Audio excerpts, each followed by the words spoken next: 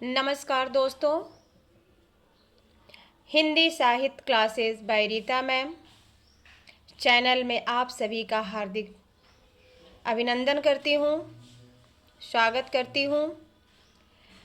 आज हम लोग पढ़ेंगे चैप्टर यह दंतुरित मुस्कान। कवि नागार्जुन द्वारा प्रस्तुत यह कविता किस प्रकार से एक सुंदर बालक को देख करके उनके मन में जो वात्सल्य रस की उत्पत्ति होती है, वात्सल्य भावना की उत्पत्ति हुई है, उसका बहुत ही सुंदर यहाँ पर वर्णन कवि के द्वारा किया जा रहा है। तो चलिए बच्चों, हम देखते हैं यह कविता। पहला जो है यहाँ पर देखिए लिखा हुआ है, तुम्हारी यह दंतुरित मुस्कान मृतक में भी डाल देगी जान। धूल धूसर तुम्हारे एगात छोड़कर तालाब मेरी झोपड़ी में खिल रहे जलजात। परस पाकर तुम्हारा ही प्राण पिघल कर जल बन गया होगा कठिन पाषाण।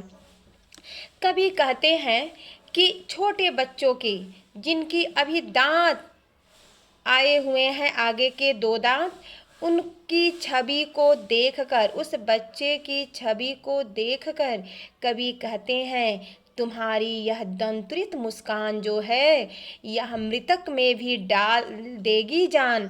यह मृतक व्यक्ति में भी जिनके पास हृदय नहीं है, जो उदास हैं, निराश हैं, उनके शरीर में भी तुम्हारी यह मुस्कान क्या कर देगी? जान डाल देगी। अर्थात उसके अंदर उत्साह, प्रेम और वात्सल्य की भावना जगा देगी यह तुम्हारी दंतुरित मुस्कान।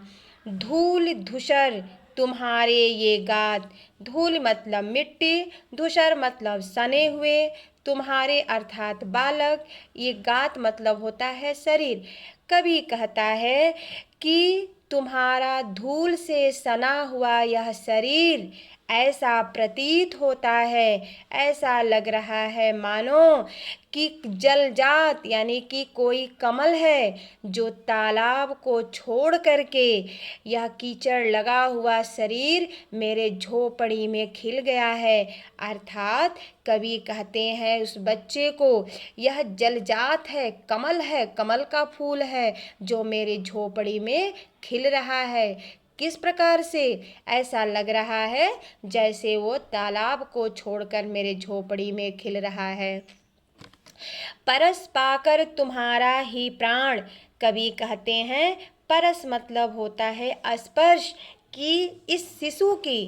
परस पाकर कवि कहते हैं कि शायद ही तुम्हारा परस पाकर, तुम्हारा स्पर्श पाकर, तुम्हें छूकर शायद ही कोई कठिन हृदय वाला व्यक्ति होगा। कठिन पाषाण यानी कि कठिन हृदय वाला व्यक्ति भी पिघल करके क्या बन जाएगा? जल बन जाएगा। इस प्रकार से कवि जो हैं वो क्या कहते हैं, उस बच्चे के जो मनोहारी सुंदर छवि है उस छवि का वर्णन करते हुए कवि कहते हैं कि यह तुम्हारी जो मुस्कान है यह जो है क्या है कि बहुत ही सुंदर है और मृतक में भी जान डालने वाली है। अब देखिए आगे हम बढ़ते हैं। आगे बढ़ते हुए कवि कहते हैं कि छू गया तुमसे कि झरने लग पड़े शेफालिका के फूल, बांस था कि बबूल, तुम मुझे पाए नहीं पहचान, देखते ही रहोगे अनिमेष। अनिमेष का मतलब होता है बच्चों कि एक टक देखना किसी को। कवि कहते हैं कि छू गया तुमसे, कि कवि जब से बच्चे के संपर्क में आए हैं कहते हैं मैं तो पहले बबूल था, बांस था, अर्थात मेरा हृदय कठिन था, लेकिन जब से मैं इस बच्चे के संपर्क में आया हूँ मेरा हृदय शेफालिका के फूल की तरह हो गया है। अर्थात मेरे हृदय में प्यार का संचार हो रहा है, वात्सल्य का संचार हो रहा है। मेरा हृदय एकदम कठोर जो था वह नरम बन गया है और शेफालिका के फूल के समान हो गया है। कहते हैं कि तुम मुझे पाए नहीं पहचान। कवि बच्चे से प्रश्न करते हुए कहते हैं कि तुम मुझे नहीं पहचान पाए और इसलिए देखते ही रहोगे अनिमेष, और तुम्हें मुझे अनिमेष अपलक बिना पलक झपकाए एकटक तुम मुझे देख रहे हो। कवि कहते हैं कि थक गए होगे, क्योंकि बच्चा जो है कोमल है, नाजुक है। कवि कहते हैं कि थक गए होगे और इसलिए कवि अपनी ही आँख को फेर ले रहे हैं। ठीक है, आगे बढ़ती हूँ मैं। क्या हुआ यदि हो सके परिचित न पहली बार। कवि कहते हैं क्या हुआ अगर तुम मुझसे पहली बार परिचित नहीं हो पाए, अर्थात आप मुझे पहचान नहीं पाए। कोई बात नहीं।